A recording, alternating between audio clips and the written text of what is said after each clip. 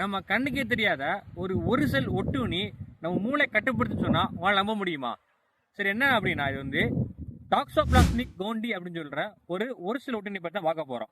இது எங்க அதிகமா இருக்கு அப்படின்னா பூனையோட சிறுகுடல் இருக்காங்க அதிகமா இருக்கும். ஏன் அப்படின்னா அதுக்குள்ள அதை அந்த அந்த பூனைக்குள்ள கெமிக்கலை வச்சு தான் இந்த ஒட்டுண்ணி வந்து இனப்பெருக்கம் செய்யும். இனப்பெருக்கம் செஞ்சு முடிச்ச பிறகு அந்த பூனையோட எச்ச மொழியை கீழே விழுந்துரும். அப்போ அது வீதிகளில் ரோட்டில் கிடக்கும். அது என்ன திரும்பி என்ன செய்யும் அப்படின்னா அந்த வழியை போற எலி இருக்குல்ல அதை பிடிச்சிக்கிறோம். எலிக்குள்ள போய் எலியை அதற்கு கட்டுக்குள்ள வச்சுக்கிறோம். அதாவது இது என்ன சொன்னாலும் எலி கேட்கும். இயற்கையிலேயே எலிக்கு வந்து பூனையோட யூரின் கண்டாலே பிடிக்காது, ஓடி போயிடும். ஏன் அப்படின்னா எலியோட முதல் எதிரியே பூனை தான். ஆனா இந்த ஒட்டுண்ணிப்பை கண்ட்ரோல் பண்ண பிறகு இந்த எலிக்கு அந்த யூரின் ரொம்ப பிடிச்சு போய் பூனை எங்க இருக்கோ ஆட்டோமேட்டிக்கா பூனை தேடி எலி போகும். ஏன் அப்படி போகுது அப்படின்னா இந்த ஒட்டுண்ணிக்கு தேவை அந்த பூனையோட வயிற்றுக்குள்ள இருக்க அந்த கெமிக்கல்.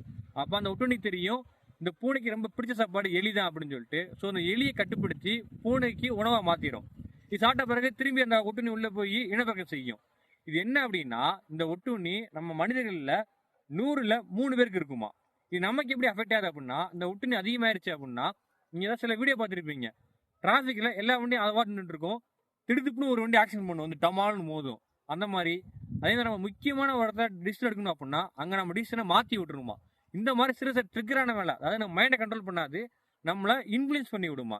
நல்லா தெரிஞ்சுக்கோங்க, நமக்கு கண்ணுக்கே தெரியாத ஒரு சில ஒட்டுண்ணி நம்மளை இவ்வளோ தூரம் நம்மளை கொண்டு வருது அப்படின்னா கண்ணு தெரிஞ்சு எவ்வளோ ஒன்று இருக்கு. அப்போ அதை நினைச்சா நம்மளை ஈஸியாக நம்மளை போட்டு தள்ள முடியும். அதனால இயற்கையை சிதைக்காம முடிஞ்ச அளவுக்கு இயற்கையோட சேர்ந்து வாழ முயற்சி செய்வோம்.